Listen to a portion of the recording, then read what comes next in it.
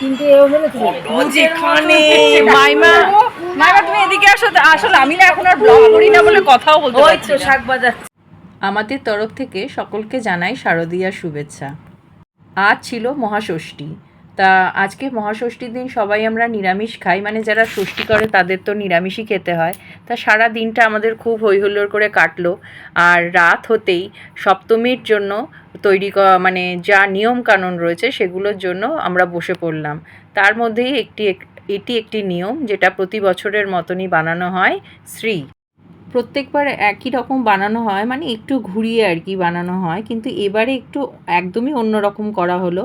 আমার ভাইয়ের বউকে জিজ্ঞেস করতে ও বলল অনেক রকম কিছুই বানানো যায়, তা গাছকৌটোও বানাতে পারো, গণেশও বানাতে পারো। তা আমি ওর কথাটা চিন্তা করে ভাবলাম তাহলে এবার একটু অন্যরকমই বানাই। তাই এবার আমি আর আমার ছেলে দুজনে মিলে চেষ্টা করলাম এই শ্রীটা বানানোর। দেখে বলো তো কেমন হয়েছে। যদি ভালো লাগে তাহলে কিন্তু আমাকে কমেন্ট করতে ভুলো না।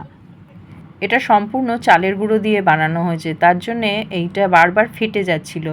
তো এটা যাতে আর না ফেটে যায় সেই জন্য সর্ষের তেলটা ওপর থেকে ঢেলে দিচ্ছি। এমনিতেও শ্রী বানাতে সর্ষের তেল দিতেই হয়, তাই তেলটা দিয়ে দিলে ওটা শক্ত হয়ে যাবে না আর ভেঙে যাবে না।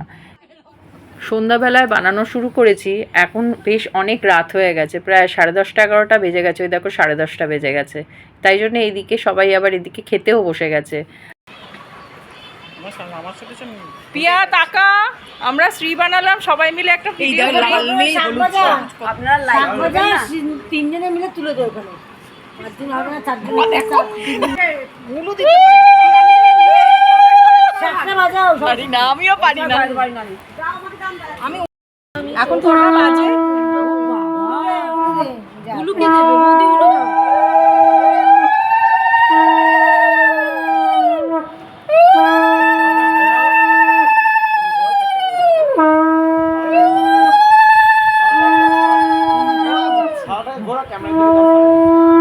এই রিচুয়ালসগুলোর মাধ্যমে আমরা যখন সবাই মিলে একসাথে কোনো কাজ করি তার মজাটাই আলাদা হয়।